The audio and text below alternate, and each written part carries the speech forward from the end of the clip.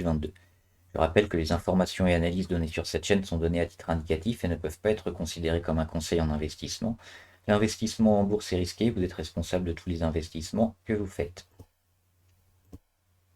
Allez, on attaque avec les indices. Aujourd'hui, on va pas faire beaucoup d'actions, on va faire les indices avec le CAC 40 qui perd plus de 2% et qui a monté, hein, qui a ouvert en avance, en léger gap ce matin et qui est venu toucher son oblique ici, son oblique descendante sur les 6995 environ.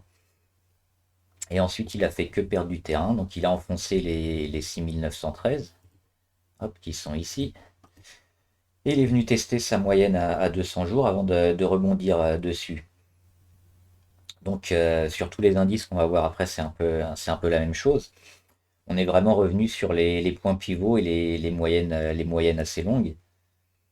Donc si ça lâche après, il n'y a plus vraiment de support, ou alors on a des petits supports, hein, pas très loin après, mais après il y a plus rien du tout. On le voit sur le CAC, on a un petit support ici sur les 6666.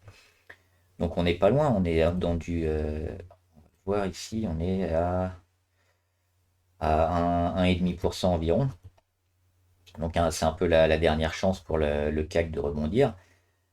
Sinon, après, si on enfonce et si on a des mauvaises nouvelles sur le front Ukraine-Russie, on va se prendre un peu partout sur tous les marchés, moins 3%, et puis ça va être ça pendant plusieurs jours. Donc on peut aller très bas. Donc ce qu'il faut essayer de faire maintenant, c'est avoir des stops assez serrés pour éviter d'être embarqué dans des moins 3, moins 6, moins 9 sur plusieurs jours. Et puis jouer aussi le possible rebond, parce que si la mauvaise nouvelle n'arrive pas, les marchés devraient pouvoir rebondir, parce que là on n'est pas encore au niveau de la descente, on est juste sur les points pivots, donc qu'on va tester, on verra ça demain et après-demain. Donc sur les autres marchés, c'est pareil, hein, le Nikkei, et pas souvent le Nikkei, mais pareil, il est sur son point pivot ici, sur les 26 000, 26 900 environ. Il a eu un autre support, un petit support à 26 260, mais qui est pas très loin, mais qui, si lui lâche, on voit que derrière, il n'y a plus rien du tout. Donc si le marché prend peur, c'est moins 3, moins 6, moins 9 sur plusieurs jours d'affilée. Le Dow Jones, c'est pareil, on est sur l'oblique ici. On le voit, l'oblique sur les plus bas qui est montante sur les 34 100. Alors les US ils sont fermés aujourd'hui, hein, ils rouvrent demain. Mais si on vient encore casser, on a un petit support ici à 33 300 et en dessous on n'a plus rien. Donc si on prend moins 3, tous les marchés prennent peur et ça va dégrader fortement.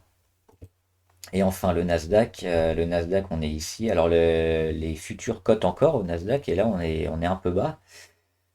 Donc on est à 13 784, donc on a enfoncé les 13 840.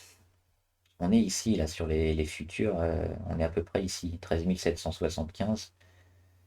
On est juste sous la barre, donc c'est plutôt mauvais signe, parce que tous les indices sont soit au niveau de leur moyenne à 200, soit en dessous, et ça continue d'enfoncer.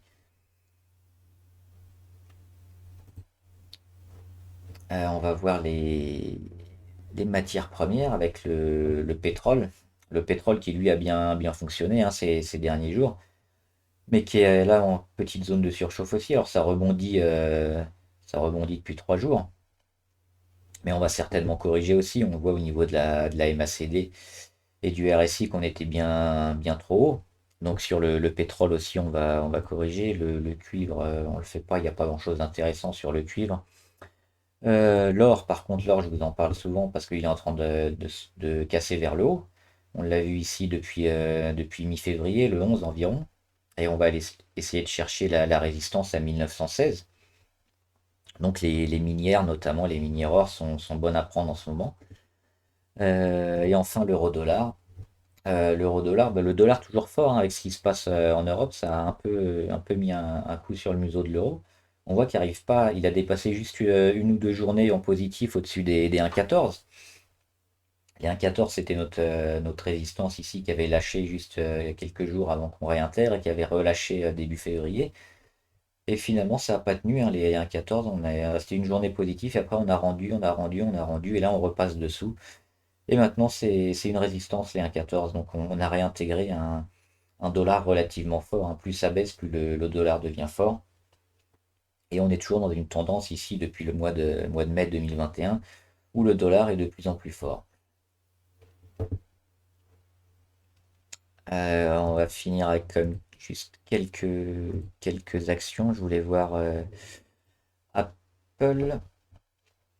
Alors Apple, j'ai tracé de droite ici pour voir on est passé quand même dans un petit canal baissier sur Apple. Donc on risque d'avoir quelques semaines où le titre va zigzaguer ici entre 175 et 158.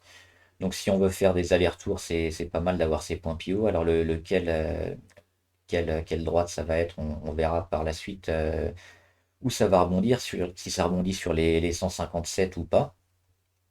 Mais pour l'instant, Apple, ils se sont mis dans un petit range baissier. On va pas faire toutes les US, on va juste faire aussi McPhee. McPhee qui a pété son support aujourd'hui sur les 14,9, hein. On pouvait jouer le support, mais ça a lâché aujourd'hui.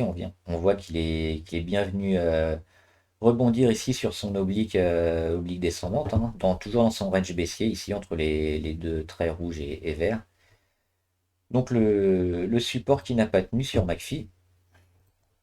Et c'est donc ce range qui est confirmé, donc qui va nous emmener pendant encore plusieurs semaines avant de le casser. Faudra un moment. Et là, on n'a pas vraiment de point support, hein, sur cette valeur. Il faut remonter assez bas sur les 8,50 ou les 11,10. Donc on verra, ça, c'est deux points qui ont peut-être coïncidé fin février, début mars pour un début de retournement sur McPhee. Voilà, donc pour toutes les autres actions, on va pas les faire. Ce qui est important, c'est ce qui se passe en Russie-Ukraine.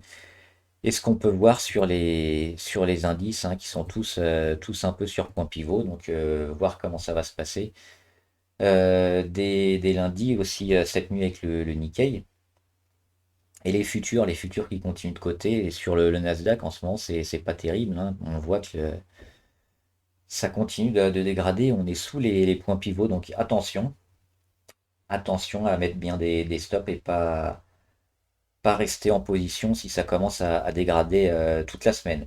Voilà, j'espère que la vidéo vous a aidé et n'hésitez pas à la partager avec des amis ou des investisseurs que ça puisse aider, à vous abonner aussi pour être au courant de toutes les vidéos qui sortent. N'hésitez pas à mettre en commentaire les valeurs que vous suivez et aussi votre avis sur le sentiment de marché actuel. On en discutera et on l'analysera ensemble. Bon trade, à plus!